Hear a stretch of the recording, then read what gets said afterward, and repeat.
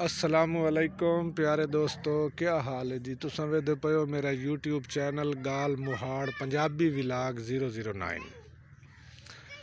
Punjabi village 009 में इस वास्ते दस्या है बई काफ़ी दोस्त इतराज़ करेंदे पैन बई यार तेरा चैनल जेड़ा ना वो सानू यूट्यूब ते मिल ही नहीं रहा।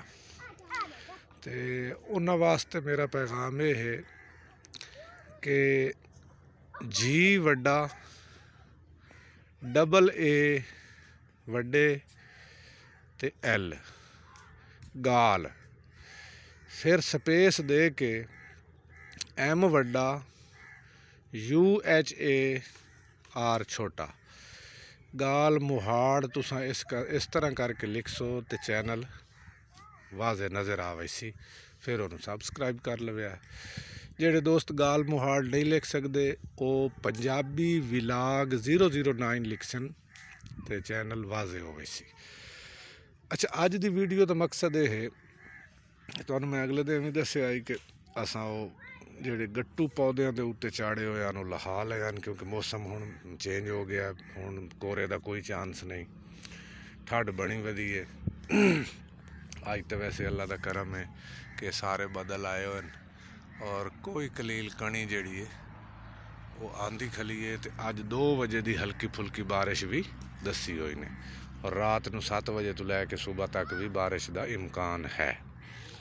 अल्लाह करे बारिश आवे, तेले छेले जोड़े लगे पैन कणकों नूं या अंबां नूं या किसी भी चीज़ नूं ये साफ हो गई सन, पौधे साफ हो गए सन, आबो हवा साफ हो गई सी, गर्दो गुबार बह गई सी।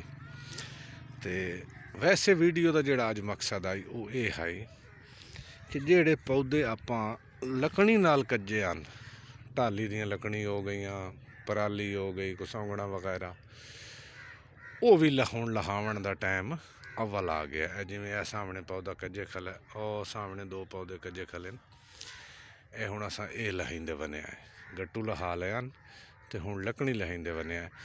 तो जेड़े दोस्तों को पौधे कज्जे हुए गट्टू तो उन्हें लहा ले, उसने पिछे जी गर्मी पई है बूटे विच थोड़े जे पजले भी हैं, यानी बूटियां नूं को थोड़ी थोड़ी टीणियां सुकियां भी हैं तो बूटे एवें कट्ठे होए हुए हैं। तो अज ये लकड़ी लहींदे बने हैं तो तुसां दोस्त भी सारे अपने अपने पौधे जेड़े तुहाडे लगे हुए हैं उन्हां दियां ये लकड़ी लहा लो, बूटियां नूं आज़ाद करो ताकि वो धोप वंजन, साह लवें, नवीं फोटां का मौसम है वो फोटां कर लवें।